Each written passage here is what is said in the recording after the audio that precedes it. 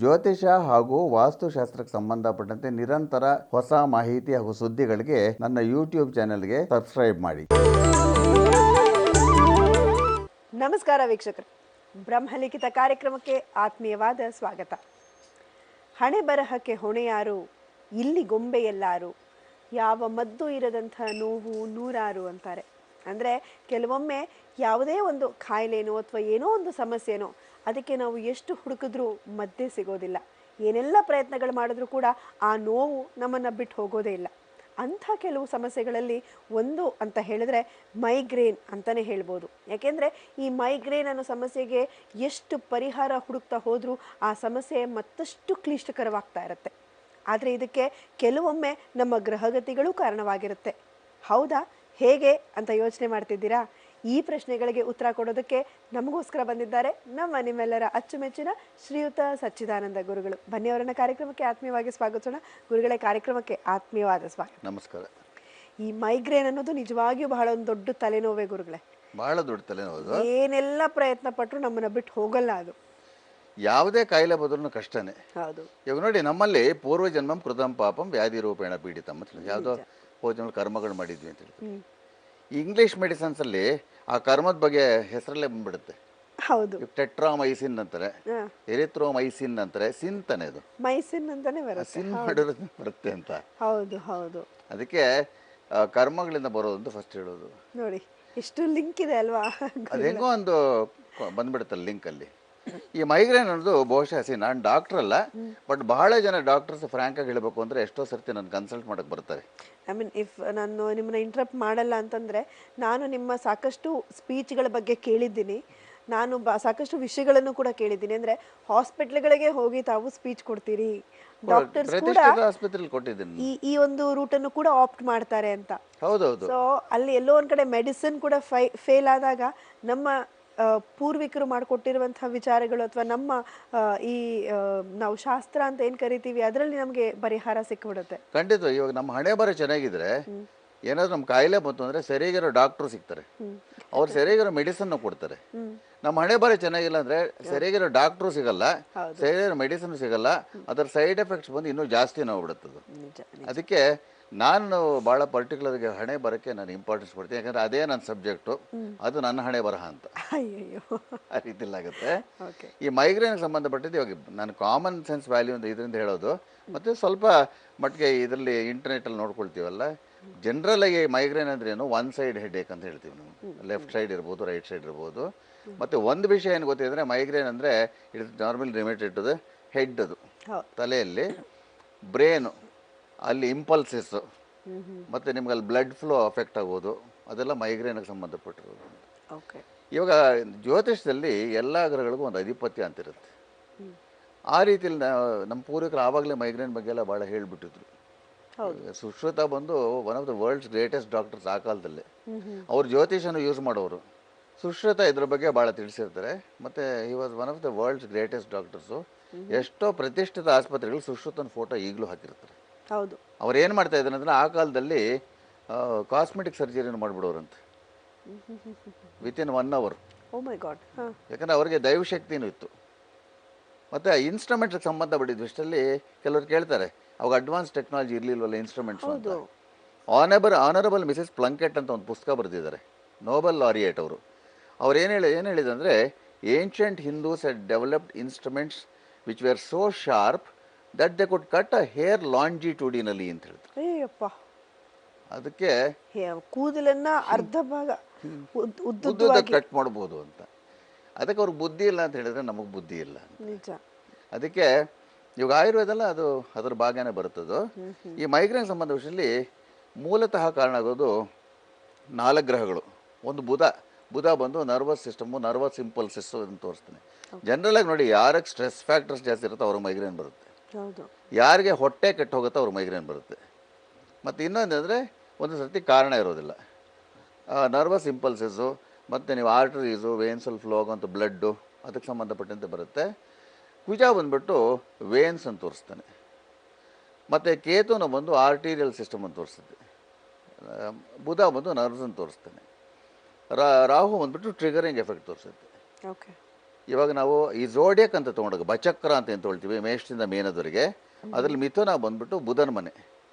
ಯಾವ ಜಾತಕದಲ್ಲಿ ಜನರಲ್ ಆಗಿ ಬುಧನಿಗೂ ಕುಜನಿಗೂ ಸಂಬಂಧ ಇರುತ್ತೋ ಅವ್ರಿಗೆ ಮೈಗ್ರೇನ್ ಹೆಡ್ಡೇಕ್ ಬರುತ್ತೆ, ಕೆಲವ್ರಿಗೆ ಸೈನಸ್ಸು ಬರುತ್ತೆ. ಬಟ್ ಎಷ್ಟು ಮಟ್ಟಕ್ಕೆ ಬರುತ್ತೆ ಅಂದರೆ ತಡ್ಕೊಳಕ್ಕಾಗಲ್ಲ ಅವ್ರಿಗೆ. ಹೌದು. ಮಾರ್ಸ್ ಮರ್ಕ್ಯುರಿ ಆ ಡಿಸ್ಟೆನ್ಸ್ ಇರುತ್ತೆ ನೋಡಿ, ಎಷ್ಟು ಡಿಗ್ರಿ ಹತ್ತಿರ ಇರ್ತಾರೆ ಅವರು ಅಷ್ಟು ಇಂಟೆನ್ಸಿಟಿ ಜಾಸ್ತಿ ಅಂತ. ನೋವು. ಇದು ಮಿಥುನದಲ್ಲಿದ್ದಾಗ ಏನಾಗುತ್ತೆ ಅಂದರೆ ಮಿಥುನ ಬಂದು ಬ್ರೇನ್ ಪಾರ್ಟ್ ಅಂತ ತೋರಿಸುತ್ತೆ, ಓಕೆ. ಮೇಷ ಬಂದು ಮುಖದ ಪಾರ್ಟ್ ತೋರಿಸುತ್ತೆ. ಸೊ ಮಿಥುನದಲ್ಲಿ ಮತ್ತು ಮೇಷದಲ್ಲಿ ಕುಜ ಮತ್ತು ಬುಧ ಸೇರಿದ್ರೆ ಅವ್ರಿಗೆ ಬಂದು ಜನರಲಾಗಿ ಮೈಗ್ರೇನ್ ಹೆಡ್ಡೇಕ್ ಅಂತ ಖಂಡಿತವಾಗಿ ಬಂದೇ ಬರುತ್ತೆ.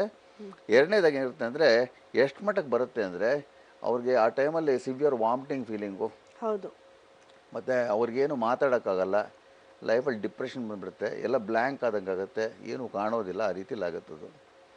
ಇನ್ನೊಂದೇನೆಂದರೆ ಈ ಥರ ಕಾಂಬಿನೇಷನ್ ಇದ್ದಾಗ, ಇವಾಗ ನಾನು ಬಂದು ಒಂದು ರಾಶಿದ ಬಗ್ಗೆ ಹೇಳ್ತಾ ಇದ್ದೀನಿ, ಅಂದರೆ ಮಿಥುನದಲ್ಲಿ ಮಿಥುನ ರಾಶಿಯವರಿಗೆ ಅಂತ ಹೇಳಿಲ್ಲ, ಮಿಥುನದಲ್ಲಿ ಬುಧ ಮತ್ತು ಕುಜ ಇದ್ದರೆ, ಕನ್ಯಾದಲ್ಲಿ ಬುಧ ಮತ್ತು ಕುಜ ಇದ್ದರೆ ಕನ್ಯಾನು ಬುಧನ ಮನೆಗುತ್ತೆ. ವೃಶ್ಚಿಕದಲ್ಲಿ ಅದು ಕುಜನ ಮನೆ, ಕುಜನಿಗೂ ಬುಧನಿಗೂ ಸಂಬಂಧ ಇದ್ದರೆ ಮೈಗ್ರೇನ್ ಬರುತ್ತೆ. ಸೊ ಇಂಥವ್ರಿಗೆಲ್ಲ ಕುಜ ದಶೆ ನಡೀತಾ ಇದ್ದರೆ ಅಥವಾ ಬುಧ ದಶೆ ನಡೀತಾ ಇದ್ದರೆ ಅವ್ರಿಗೆ ಆ ದಶೆಗಳೆಲ್ಲ ಅದು ಖಂಡಿತವಾಗಿ ಬರುತ್ತದು. ಮತ್ತು ಇನ್ನೊಂದು ನೋಡಿ, ರಿಸರ್ಚ್ ಏನು ಅಂದರೆ ಈ ಕಾಂಬಿನೇಷನ್ ಇರುವಂಥವ್ರಿಗೆ ಯಾವ್ಯಾವ ರಾಶಿಯವ್ರಿಗೆ ಯಾವ ಏಜಲ್ಲಿ ಬರುತ್ತೆ ಅಂತ ಹೇಳ್ತೀನಿ, ಅದೆಲ್ಲ ರಿಸರ್ಚ್ ಬೇಸ್ ನಾನು ಮಾಡಿರೋದು. ಮೇಷ ರಾಶಿಯವರಿಗೆ 21 ವರ್ಷಕ್ಕೆ ಸಡನ್ನಾಗಿ ಬಂದು ಹೋಗುತ್ತೆ, ನಿಂತೋಗುತ್ತೆ. 23ನೇ ವರ್ಷಕ್ಕೆ ಸ್ಟಾರ್ಟ್ ಆಗುತ್ತೆ, ಮತ್ತು ಲೈಫ್ ಲಾಂಗ್ ಇರುತ್ತೆ ಅವರಿಗೆ. ಇನ್ನು ವೃಷಭ ರಾಶಿಯವರಿಗೆ 20ನೇ ವಯಸ್ಸಿಗೆ ಸ್ಟಾರ್ಟ್ ಆಗಿ 24 ವರ್ಷದವರೆಗೂ 4 ಇಯರ್ಸ್ ಬರ್ತಾ ಇರುತ್ತೆ, ಚಿಕ್ಕ ವಯಸ್ಸಲ್ಲಿ ಫ್ರೀಕ್ವೆಂಟಾಗಿ ಬರ್ತಾ ಇರುತ್ತೆ. ಜನರಲಾಗಿ ವೃಷಭ ರಾಶಿಯವರಿಗೆ ಮಂಗಳವಾರಗಳು ಶುಕ್ರವಾರಗಳು ಬರೋದು ಜಾಸ್ತಿ ಈ ಕಾಂಬಿನೇಷನ್ ಇದ್ದರೆ. ಮತ್ತು 40 ವಯಸ್ಸಿಂದ 48 ವಯಸ್ಸವರೆಗೆ ಭಾಳ ಸಿವಿಯರ್ ಆಗುತ್ತೆ, ತಡ್ಕೊಳಕ್ಕಾಗಲ್ಲ, ಅಷ್ಟು ಶುರು ಆಗುತ್ತೆ ಅವ್ರಿಗೆ. ಇನ್ನು ಮಿಥುನ ರಾಶಿಯವರಿಗೆ ಮಿಥುನದಲ್ಲೇ ಕುಜ ಮತ್ತು ಬುಧ ಇದ್ದರೆ 17th ಇಯರ್ ಅವ್ರಿಗೆ ಸ್ಟಾರ್ಟ್ ಆಗುತ್ತೆ, ಅಂದರೆ ಇನ್ನೇನು PUC ಮುಗಿಯೋ ಹೊತ್ತಿಗೆ, ಆವಾಗ ಓದೋಕ್ಕಾಗಲ್ಲ ಅವರಿಗೆ. ಮತ್ತು ಅಲ್ಲಿ ನಿಂತೋಗ್ಬಿಟ್ಟು 34ನೇ ವರ್ಷದಿಂದ ಲೈಫ್ ಲಾಂಗ್ ಇರುತ್ತೆ ಅವರಿಗೆ, it will continue for a life time. ಕರ್ಕಾಟಕ ರಾಶಿಯವರಿಗೆ 20ನೇ ವರ್ಷಕ್ಕೆ ಶುರು ಆಗುತ್ತೆ, 20ನೇ ವರ್ಷಕ್ಕೆ ಶುರು ಆಗಿ 30ನೇ ವರ್ಷದವರೆಗೂ ನಡೆಯುತ್ತೆ, ಮತ್ತು 50ನೇ ವರ್ಷದಿಂದ ಕಂಟಿನ್ಯೂಸ್ ಶುರು ಆಗುತ್ತೆ ಅವರಿಗೆ. ಇದೆಲ್ಲ ಬಹಳ ಕೇಸಸ್ ನಾನು ಸ್ಟಡಿ ಮಾಡಿ ನಾನು ನಿಮ್ಮ ವೀಕ್ಷಕರಿಗೆ ಹೇಳಕ್ಕೆ ಇಷ್ಟಪಡ್ತಾ ಇರೋದು. ಇನ್ನು ಸಿಂಹ ರಾಶಿಯವರಿಗೆ ಈ ಕಾಂಬಿನೇಷನ್ಸ್ ಇದ್ದರೆ 18ನೇ ವರ್ಷಕ್ಕೆ ಶುರು ಆಗುತ್ತೆ ಅವರಿಗೆ, 1 ವರ್ಷ ಇರುತ್ತೆ, ನಿಂತೋಗ್ಬಿಡುತ್ತೆ, ಮತ್ತೆ 36ನೇ ವಯಸ್ಸಿಗೆ ಶುರು ಆಗುತ್ತೆ ಅವರಿಗೆ. And that will be for a life time ಅದು. ಕನ್ಯಾ ರಾಶಿಯವರಿಗೆ 23ನೇ ವರ್ಷಕ್ಕೆ ಶುರು ಆಗುತ್ತೆ. ಬುಧ ಮತ್ತು ಕುಜ ಸೇರಿರೋದು, ನಾವು ಅದಕ್ಕೆ ರಾಹು ಅಥವಾ ಕೇತುನ ಸೇರಿಸಿದ್ರೆ ಇಂಟೆನ್ಸಿಟಿ ಹೆಚ್ಚಾಗುತ್ತೆ ಅವರಿಗೆ. ದಶೆಗಳಲ್ಲಿ ಬುಧ ದಶೆ, ರಾಹು ದಶೆ, ಕುಜ ದಶೆಯಲ್ಲಿ 46ನೇ ವರ್ಷಕ್ಕೆ ತಿರುಗಿ ಶುರು ಆಗುತ್ತೆ. ಮತ್ತು ಇನ್ನೊಂದು ಏನಾಗುತ್ತೆ ಅಂದರೆ ಈ ಕನ್ಯಾ ರಾಶಿಯವರಿಗೆ 6 ವಯಸ್ಸಲ್ಲಿ, ಅಂದರೆ ಭಾಳ ಚಿಕ್ಕ ವಯಸ್ಸು ನೋಡಿ, ಆ ಮಕ್ಕಳು ಭಾಳ ಸಿವಿಯರ್ ಆಗಿ ಅವ್ರಿಗೆ ಪೇನ್ ಸ್ಟಾರ್ಟ್ ಆಗುತ್ತೆ, 1 ವರ್ಷ ಇರುತ್ತೆ. ಆ ಎಳೆ ಮಕ್ಕಳಿಗೆ ಬಂದಾಗ, 6 ವರ್ಷದ ಮಕ್ಕಳಿಗೆ ಬಂದಾಗ ತಾಯಿ ತಂದೆಗಳು ಏನು ಮಾಡಬೇಕು ಅಂತ ಗೊತ್ತಾಗಲ್ಲ. ಯಾಕಂದರೆ ಅದು ಸರಿಯಾಗಿ ಇಮಿಡಿಯೇಟಾಗಿ ಡಾಕ್ಟರ್ ತೋರಿಸಿದ್ರು ಮೈಗ್ರೇನ್ ಅಂತ ಚಿಕ್ಕ ಮಕ್ಕಳಿಗೆ ಹೇಳೋದು ಕಷ್ಟ ಆಗುತ್ತೆ ನೋಡಿ, ನರಳುತ್ತಾರೆ ಪಾಪ, ಅದೊಂಥರ ಹಿಂಸೆ. ಇನ್ನು ತುಲಾ ರಾಶಿಯವರಿಗೆ ಈ ಕಾಂಬಿನೇಷನ್ ಇದ್ದರೆ 20ನೇ ವರ್ಷಕ್ಕೆ 3 ಟೈಮ್ಸ್ ಬರುತ್ತೆ, 3 ಸರ್ತಿ ಬರುತ್ತೆ, ನಿಂತು ಹೋಗ್ಬಿಡುತ್ತೆ, 30ನೇ ವರ್ಷದಿಂದ ಜಾಸ್ತಿ ಆಗ್ತಾ ಬರುತ್ತೆ ಅವರಿಗೆ. ಇನ್ನು ವೃಶ್ಚಿಕ ರಾಶಿಯವರಿಗೆ 14ನೇ ವರ್ಷದಿಂದ 16ನೇ ವರ್ಷಕ್ಕೂ 14, 15, 16 3 ವರ್ಷ ಅದು ಕಾಡ್ತಾ ಇರುತ್ತದೆ, ಪದೇ ಪದೇ ಬರೋದು ಹೋಗೋದು. ಸಾಧಾರಣ ವೃಶ್ಚಿಕ ರಾಶಿಯವರಿಗೆ ಭಾನುವಾರಗಳು ಮತ್ತು ಮಂಗಳವಾರಗಳು ಜಾಸ್ತಿ ಆಗುತ್ತದೆ. ಅದಕ್ಕೆ ಹೇಳೋದು ಇದೆಲ್ಲ ಒಂದು ಪ್ಯಾಟ್ರನ್ ಥರ ಬರುತ್ತಿದ್ದು, ಆ್ಯಂಡ್ ಯಾವುದೂ ಆಕ್ಸಿಡೆಂಟಲ್ ಆಗಿ ಆಗೋದಿಲ್ಲ ಅಂತ. ಜೊತೆಯಲ್ಲಿ ಏನಾಗುತ್ತೆ ಅಂದರೆ 28ನೇ ವರ್ಷಕ್ಕೆ ವೃಶ್ಚಿಕ ರಾಶಿಯವರಿಗೆ ಇನ್ನು ಲೈಫ್ ಲಾಂಗ್ ಸ್ಟಾರ್ಟ್ ಆಗುತ್ತೆ ಅವ್ರಿಗೆ. ಧನು ರಾಶಿಯವರಿಗೆ ಫಸ್ಟ್ ಅಟ್ಯಾಕ್ ಬಂದು 18ನೇ ವರ್ಷಕ್ಕಾಗುತ್ತೆ, 1 ಇಯರ್ ಇರುತ್ತೆ, ಮತ್ತು 20ನೇ ವರ್ಷದಿಂದ ಲೈಫ್ ಲಾಂಗು, ಅಂದರೆ ಜಸ್ಟ್ 1 ಇಯರ್ ಗ್ಯಾಪು, 20th ಇಯರಿಂದ ಲೈಫ್ ಬರುತ್ತೆ. ಮಕರ ರಾಶಿಯವರಿಗೆ 10th ಇಯರ್ಗೆ ಬರುತ್ತೆ, 10ನೇ ವಯಸ್ಸಿಗೆ ಬರುತ್ತೆ ಒಂದು ಸರ್ತಿ, ನಿಂತು ಹೋಗ್ಬಿಡುತ್ತೆ, ಮತ್ತು 20ನೇ ವಯಸ್ಸಿಗೆ ಬರ್ತಾ ಹೋಗುತ್ತೆ. ಕುಂಭರಾಶಿಯವರಿಗೆ 22ನೇ ವಯಸ್ಸಿಗೆ ಸ್ಟಾರ್ಟ್ ಆಗುತ್ತೆ, 26ನೇ ವಯಸ್ಸವರೆಗೂ ಇರುತ್ತೆ, ಆಮೇಲೆ ನಿಂತು ಹೋಗ್ಬಿಡುತ್ತೆ ಅವ್ರಿಗೆ, 4 ಇಯರ್ಸ್. ಮೀನರಾಶಿಯವರಿಗೆ 12ನೇ ವರ್ಷಕ್ಕೆ ಒಂದು ಸರ್ತಿ ಬರುತ್ತೆ, ನಿಂತು ಹೋಗ್ಬಿಡುತ್ತೆ, 24 ವಯಸ್ಸಿಂದ ಇನ್ನು ಅವ್ರು ಇರೋಷ್ಟು ದಿವಸನೂ ಅದು ಬರ್ತಾ ಇರುತ್ತೆ. ಇದು ಜನರಲಾಗಿ ಬಹಳ ಕೇಸಸಲ್ಲಿ ನಾನು ನೋಡೋದು. ಇದಕ್ಕೆ ನಮ್ಮ ಪೂರ್ವಿಕರು ಕೆಲವು ಪರಿಹಾರಗಳು ಹೇಳ್ತಾರೆ. ನಾನು ಯಾವಾಗಲೂ ಹೇಳಿದಾಗೆ ಸೌಂಡ್ ವೈಬ್ರೇಷನ್ಸ್ ನಮ್ಮ ಸುತ್ತಲೂ ಎಲೆಕ್ಟ್ರಿಕಲ್ ಫೀಲ್ಡ್ಸ್ ಚೇಂಜ್ ಮಾಡ್ಕೋಬೋದು. ಅದಕ್ಕೆ ಇಲ್ಲಿ ದೇವರು ಅಂತ ನಾವು ನಂಬೋದು ಬೇಡ, ಏನೋ ಒಂದು ಸೌಂಡ್ ಅಂತ ಹೇಳೋದು. ಇವು ಕೆಲವ್ರು ಏನು ಕೇಳ್ತಾರೆ ನನ್ನ, ನೀವು ಸೌಂಡ್ ಬಗ್ಗೆ ಮಾತಾಡ್ತಾ ಇದ್ರಲ್ಲ, ಮಂತ್ರಗಳ ಬಗ್ಗೆ, ಈಗ ಫಾರಿನರ್ಸ್ ಮಂತ್ರಗಳು ಹೇಳಲ್ಲ, ಅವ್ರು ಚೆನ್ನಾಗಿರಲ್ವ ಅಂತ ಕೇಳ್ತಾರೆ. ಓಕೆ. ಅವ್ರಿಗೆ ನೀವು ರೆಕಮೆಂಡ್ ಮಾಡಲ್ವ ಅಂತ ಕೇಳ್ತಾರೆ. ಈಗ ಫಾರಿನರ್ಸ್ಗೆ ನನ್ನ ಮಂತ್ರಗಳು ಹೇಳಿದ್ರೆ ಸುಮಾರು ಜನಕ್ಕೆ ಪ್ರೊನೌನ್ಸ್ ಮಾಡೋಕ್ಕೆ ಬರಲ್ಲ. ಹೌದು. ನಾನು ಯು ಎಸ್ ಅಲ್ಲಿ ಹೋಗ್ತೀನಲ್ಲ, ಹೌದು. ಅವ್ರಿಗೆ ಪ್ರೊನೌನ್ಸ್ ಮಾಡೋಕೆ ಬರಲ್ಲ. ಅಮೇರಿಕನ್ಸ್ ಹೋದರೆ, ಜಾಪನೀಸ್ ಹೋದರೆ ಅವ್ರು ಬಾಯ್ತಿರಲ್ಲ, ಎಲ್ಲೋ ಒಬ್ರು ಇರ್ಬೋದೇನೋ. ಓಕೆ. ಅವ್ರಿಗೆ ಏನು ಮಾಡ್ತೀನಿ ಅಂದರೆ ಮ್ಯೂಸಿಕ್ ಅಂದ್ಬಿಟ್ಟು ಇವಾಗ ಬೀತೋವೆನ್ ಅಂತ ಒಂದು ಮ್ಯೂಸಿಕ್ ಬರುತ್ತೆ. ಅವನ ಕಿವಿ ಕೇಳಿಸ್ತಾ ಇರಲ್ಲ, ಕಣ್ಣು ಸರಿಯಾಗಿಲ್ಲ ಅವನಿಗೆ, ಬಟ್ ಅವನ ಮ್ಯೂಸಿಕ್ ಕೇಳಿದ್ರೆ ರಿಲೀಫ್ ಬರುತ್ತೆ. ಅದು ಒಂದು ಸೌಂಡ್ ವೈಬ್ರೇಷನ್ ಅಂತ. ಓಕೆ. ಇಲ್ಲಿ ನಾವು ಭಾರತ ದೇಶದಲ್ಲಿ ಹುಟ್ಟಿರೋದ್ರಿಂದ ನಮ್ಮ ಸಂಸ್ಕೃತಿ ಬಗ್ಗೆ ನಾವು ಮಾಡ್ಕೋಬೇಕು. ಓಕೆ. ಸೊ ಇಲ್ಲೇನು ಬರುತ್ತೆ ಪರಿಹಾರ ಅಂದರೆ, ಮೂಲತಃ 2 ಗ್ರಹಗಳ ಕಾರಣ ಆಗಿರೋದ್ರಿಂದ, ಬುಧ ಮತ್ತು ಕುಜ ಇರೋದ್ರಿಂದ, ಕುಜ ಮಂತ್ರವನ್ನು ದಿನಾಲೂ ಬೆಳಗ್ಗೆ ಉತ್ತರಾಭಿಮುಖ 70 ಬಾರಿ ಹೇಳಬೇಕು ಅವರು. ಓಕೆ. 70 ಟೈಮ್ಸ್ ಹೇಳಬೇಕು. ಆಮೇಲೆ ಅದಾದಮೇಲೆ ಬುಧ ಮಂತ್ರವನ್ನು 34 ಟೈಮ್ಸ್ ಮಾಡಬೇಕು.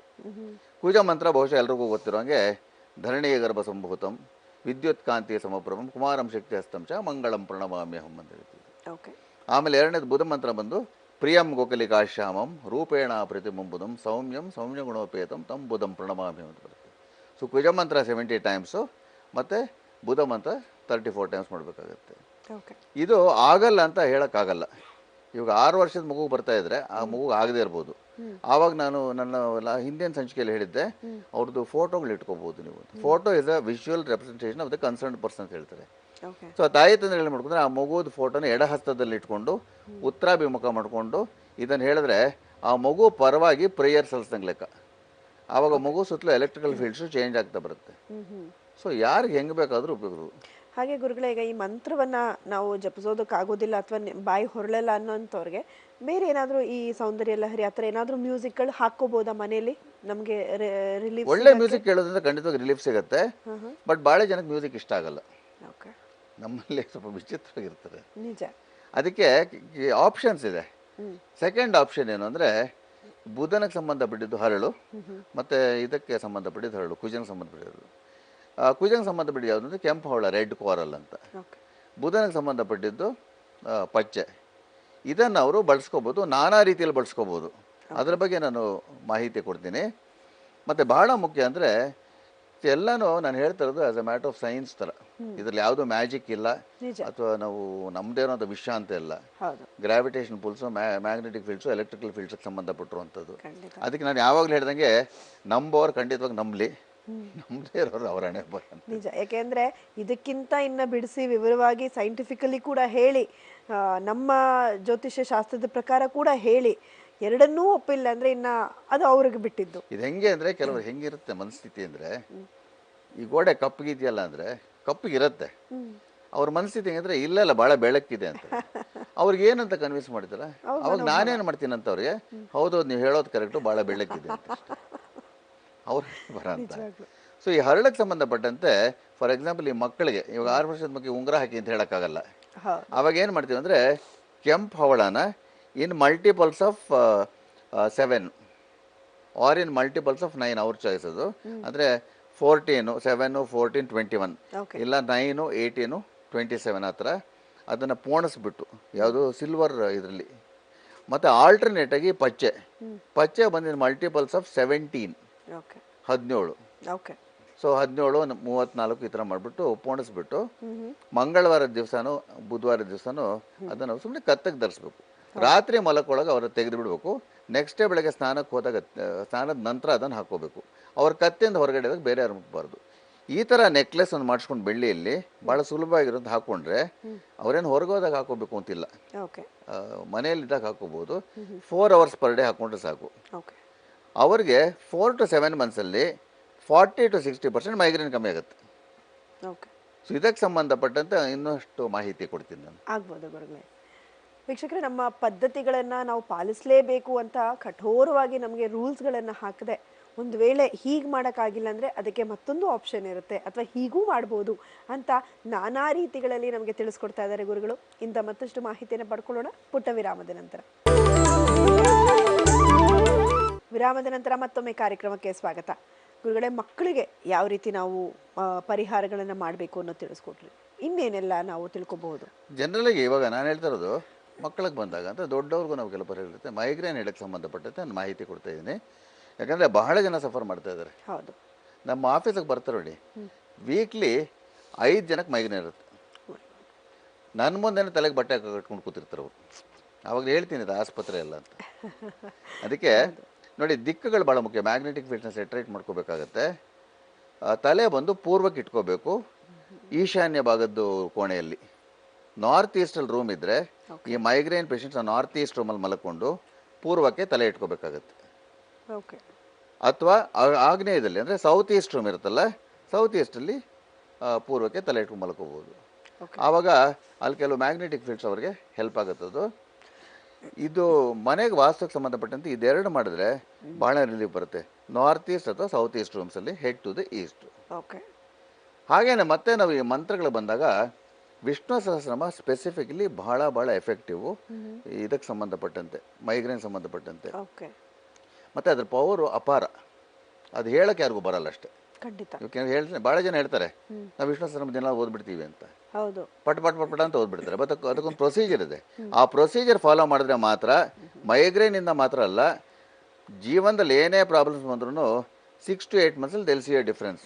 ನೀವು ಪ್ರತಿ ಬಾರಿ ಹೇಳ್ತಾ ಇರ್ತೀರ, ಯಾವುದೇ ಮಂತ್ರಗಳನ್ನ ನಾವು ಸರಿಯಾಗಿ ಉಚ್ಚಾರಣೆ ಮಾಡೋದ್ರಿಂದ ಅದು ಅದರಲ್ಲಿ ರಿಲೀಸ್ ಆಗುವಂತಹ ಶಬ್ದಗಳಿಂದ ಒಳ್ಳೊಳ್ಳೆ ಎನರ್ಜಿ ರಿಲೀಸ್ ಆಗುತ್ತೆ ಅಂತ ಹೇಳ್ತಾ ಇರ್ತೀರಿ.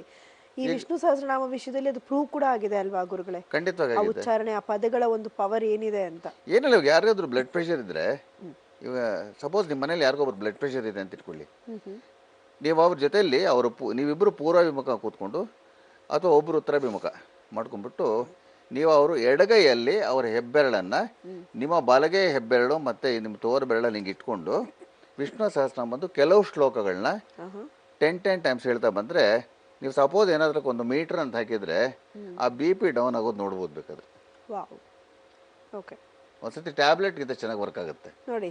ಹೌದು. ಸೊ ಮೈಗ್ರೇನ್ ಸಂಬಂಧಪಟ್ಟವ್ರು ಏನು ಮಾಡ್ಬೇಕು ಅಂದರೆ, ಕಾಳಜಿ ಇದ್ದವರಿಗೆ, ಅಂದರೆ ಮಾಡೋಕ್ಕೆ ನಮ್ಗೆ ಆಗತ್ತೆ ಅಂತ ಹೇಳಿದ್ರೆ ಏನು ಮಾಡೋದು, ವಿಷ್ಣು ಸಹಸ್ರನಾಮನ ಸಂಜೆ ಹೊತ್ತು ಅಸ್ತಮಾನೇ ಸ್ವಯಂ ವಿಷ್ಣು ಅಂತ ಹೇಳ್ತೀವಿ, between 5 and 7 in the evening ಮಾಡಬೇಕಾಗತ್ತೆ.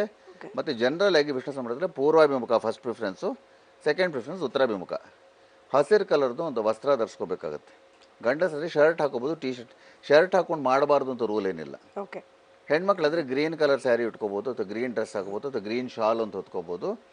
ಮನೆ ಮೇಲೆ ಕೂತ್ಕೋಬೇಕಾಗುತ್ತೆ. ಹಲಸಿನ ಮರ ಆದರೆ ಬಹಳ ಉತ್ತಮ ಅದು. ಹಲಸಿನ ಮರ ಇಲ್ಲಾಂದರೆ ಟೀ ಕೋಟ್ ಮನೆ ಮೇಲೆ ಕೂತ್ಕೋಬೋದು.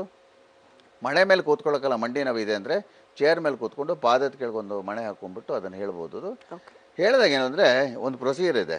ವಿಷ್ಣು ಸಹಸ್ರನಾಮ ಹೇಳಿದಾಗ ನಮ್ಮ ಮುಂದೆ ಒಂದು ಚಿಕ್ಕದೊಂದು ಹಲಗೆ ಸ್ಟೂಲ್ ಇಟ್ಕೊಂಡ್ಬಿಟ್ಟು ಅದ್ರ ಮೇಲೆ ಒಂದು ಬೆಳ್ಳಿ ಲೋಟದಲ್ಲಿ ನೀರು ಇಡಬೇಕು, ಕುಡಿಯೋ ನೀರು.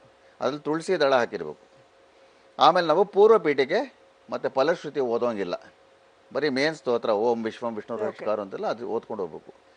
ಅದರಲ್ಲಿ ಮೊದಲೇ ಒಂದು ಶ್ಲೋಕ ಬಂದಾಗ, ಸಹಸ್ರಾರ್ಚಿ ಸಪ್ತ ಜಿಹ್ವ ಸಪ್ತೈದ ಸಪ್ತವಾಹನ ಅಮೂರ್ತಿರನ್ಗೋ ಚಿಂತ್ಯೋ ಭಯಕೃತ್ ಭಯನಾಶನ ಬಂದಾಗ ಫಸ್ಟು ತಲೆ ಮೇಲೆ ಕೈ ಇಟ್ಕೋಬೇಕು, ಒನ್ಸ್ ಹೇಳಬೇಕು. 2ನೇ ಸತಿ ಗ್ರೀವ ಕತ್ ಮೇಲೆ ಇಟ್ಕೊಂಡು ಹೇಳಬೇಕು. 3rd ಟೈಮು ಎದೆ ಮೇಲೆ ಇಟ್ಕೊಂಡು 3 times ಹೇಳಿ ಪ್ರೊಸೀಡ್ ಮಾಡಬೇಕು.